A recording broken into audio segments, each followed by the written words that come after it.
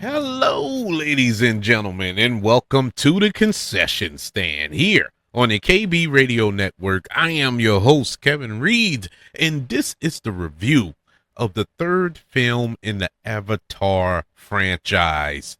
Avatar, Fire and Ash. This go around, once again, we get James Cameron writing and directing this film that brings us back to the world of Pandora or the moon or wherever they are.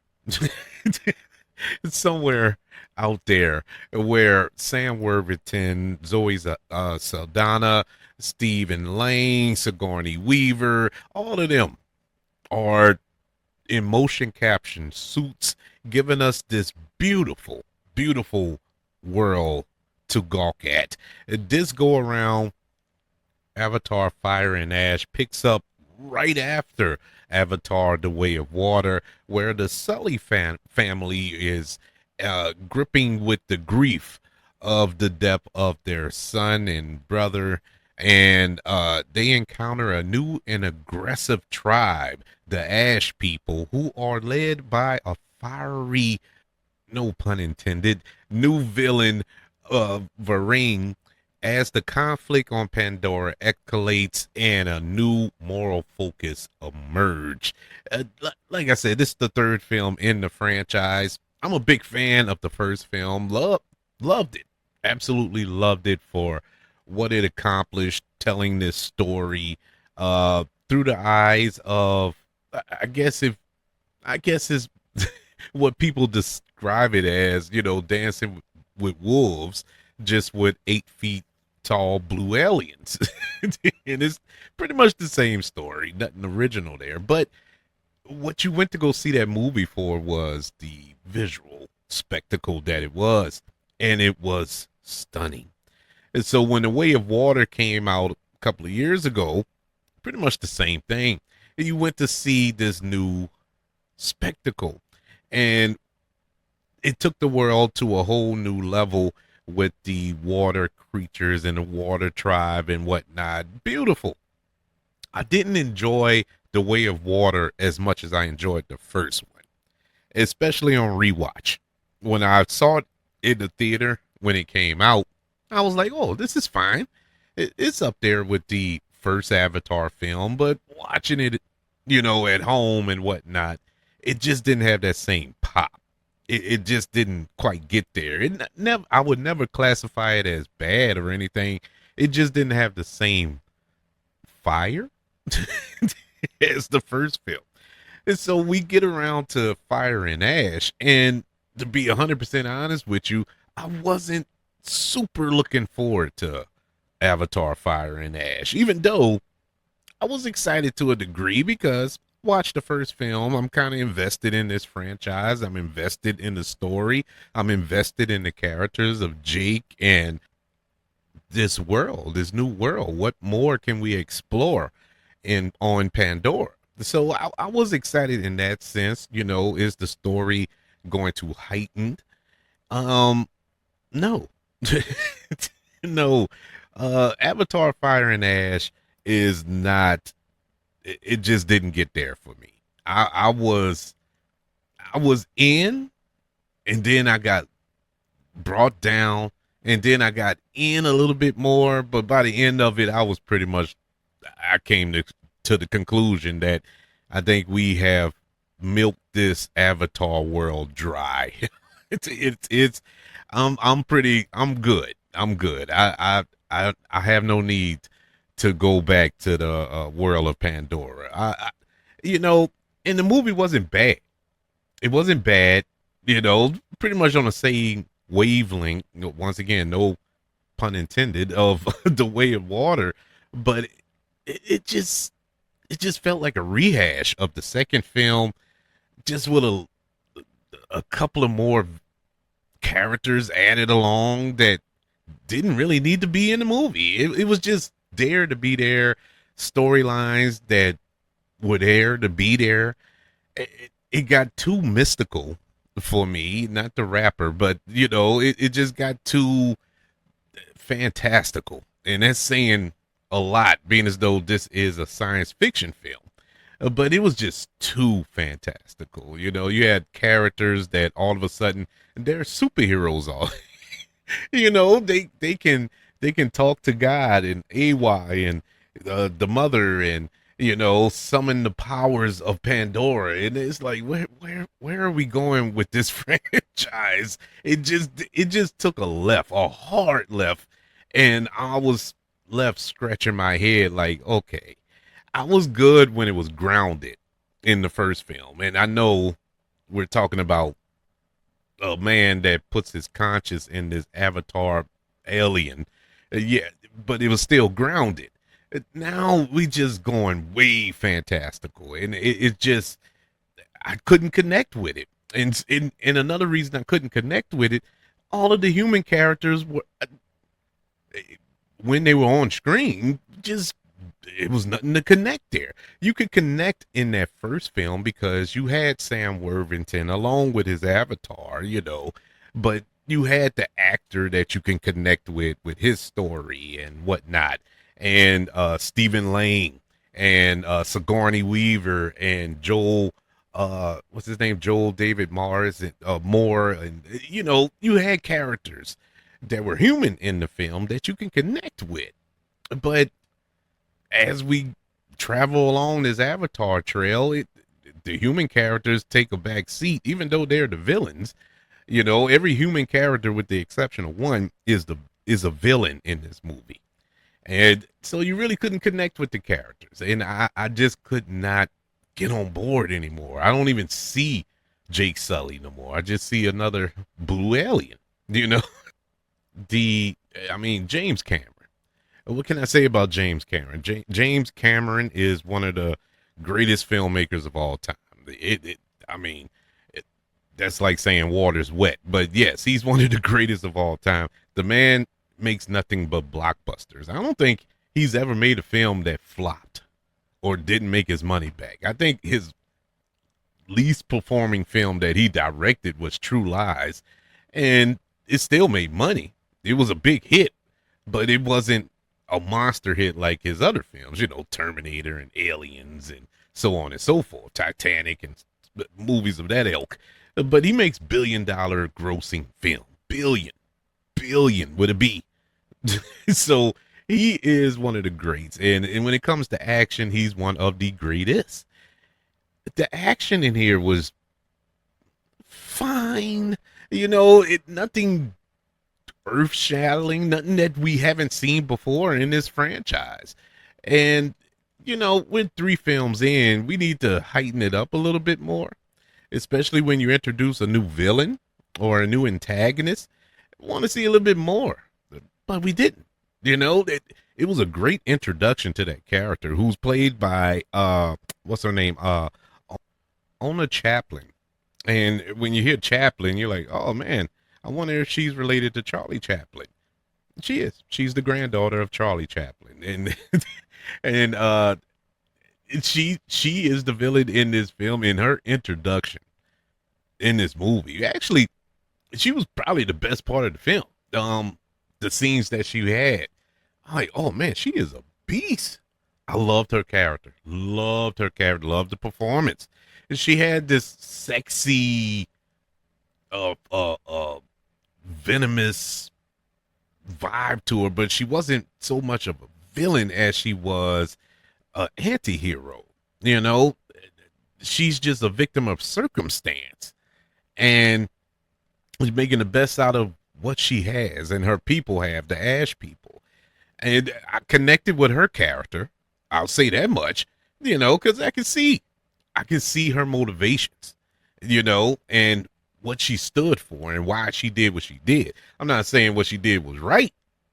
She is a villain, but I get it. And I liked her introduction, her story, but all of a sudden it was like poof. She was gone. It was like there was no adding to it. Now, James Cameron has promised like 3 more films in this franchise, God help us. And so possibly we'll get a little bit more of her character in future films, but I wanted to see it in this one, I wanted it wrapped up. and nothing was really wrapped up for me there. And now, before I get to my biggest gripe about this movie, I will give some positives because I've been trilling on for about a minute and 10 minutes about what I didn't like. But I'll tell you what I did like about the movie. Number one, I did mention one. Ona Chaplin, she was great. I liked her in this film. I liked the visuals, of course. I mean, that didn't change. They didn't skip on the special effects budgets. It still looks amazing. It is amazing.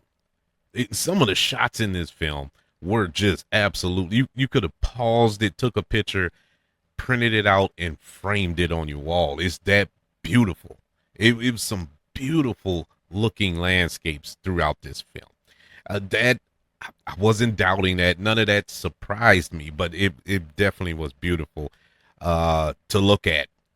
And that's about it for me. That's about it for the positives of this movie. My biggest negative, well, I'm gonna leave you in suspense for a little while longer because I just thought about another negative. I talked about the visuals. Some of the visuals, I don't know if it was my screening or I don't know. Maybe it's my eyesight, but a couple of shots talking about the Navi, it didn't look right in the movie. It looked like CG, and I know it is CG, but in the previous two films, it looked flawless. But in this movie, just in a few shots, it wasn't like a 30-minute run where it just looked cheap. It was like quick shots where I just looked at like mouth movements and stuff like that, and I was like, that didn't look right. It just didn't look right on that character. But now I'm just nitpicking. But here's something that I'm not nitpicking. This freaking movie was 3 hours and 15 minutes for no reason at all. Why was this movie 3 hours and 15 minutes? I promise you, you cut 45 minutes out this movie and it would be awesome. It would have been great. I'm sitting there, and this is while the movie's going. I'm like, we didn't need that scene. We could have shortened that scene. Oh, we really didn't need this character in here. The movie's still going. And at that point, I'm like an hour or an hour and a half in. I'm like, but we don't need all this. Why is all this in here? Now, is it possible setup for future films? Probably. But at this point, I don't even want to see future films. It feels like I've seen 3 movies. And this movie was 3 hours long. Was there action throughout? Yes, they had it started off with with a nice action scene. They had an action scene in the middle, then the big climax at the end. Yes, there was action throughout the movie, but it was boring. This movie was boring. You felt all 3 hours and 15 minutes. At no point did I say, oh man, this movie's flying by. Never. I felt like I wasted an entire day watching this movie. It truly was a task. I don't know why this movie had to be this long. This was so unnecessary. I complain about movies length all the time on this show. Some movie, if you shave 5 minutes here or shave 10 minutes here, probably could have flowed a little better, could have paced it just a little bit better, you know. But this, you could have cut this movie in half. He could have made this a 2-parter, you know, go Kill Bill style. And it would have been a little bit better. I think I would have digested it a little better.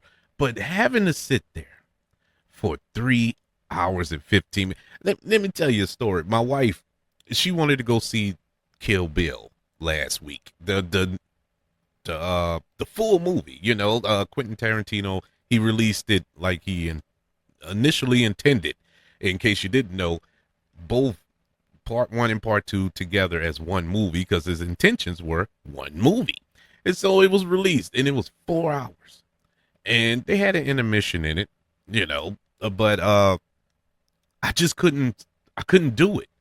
And my rationale to it was what I told her, and she went and saw it, and she was excited, because she loved the movie, and I love the movie. I love both of them. Well, one of them now, but I love Kill Bill. But she was super excited. But the reason I told her I couldn't go, because I said, look, next week is Avatar. And that movie's 3 hours long. I can't picture myself going to see a 4-hour-long movie and then double back and see a 3-hour-long movie. My life, as much as I love movies, I watch movies all day, ironically enough. But the key word in that was movies. I don't want to watch one movie an entire day. And so I was like, nah, I can't picture myself sitting down for 4 hours to watch that. And so she went alone. After watching this movie, I felt so bad because I should have went and saw Kill Bill last week with my wife, who invited me to go for an impromptu date night.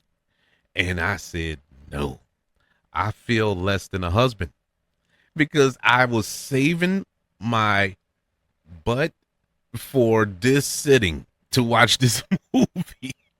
And I feel like I got the short end of the stick. Yeah, Avatar, Fire and Ash did not hit for me. And I wanted it to. I really did want it to. But, I'm not super disappointed because I wasn't really expecting much from it. The promotions leading up to it didn't really catch me, didn't hook me. And so I really didn't have much to look forward to. So it was nowhere to go but up. And ultimately, this is how I went in with it, is how I left out with it. Man. Yeah, I think James Cameron needs to do something else. He's been in the Pandora world way too long. What has it been, about 20 years he's been doing Avatar movies? It's time to move on. Let's do something else. Go make another Terminator and go make another Alien film. I would love that. Do something else. Because I think this is it. I think this is it for Avatar. Of course it's gonna make his money. I'm not knocking it for that. It is watchable. I know this is a doom and gloom review, but it is watchable. It's not a horrible movie. In no shape, form, or fashion will this make the worst movie of the year list. This was all right. But when you spend $400 million on a movie, it needs to be better than all right. And you asking people to sit down for 3 hours and 15 minutes. It needs to be better than all right. So Avatar, Fire and Ash, the third film in the franchise, gets a letter grade of a C. Yeah, man. Yeah. Little let down on that one. But that's one man's opinion.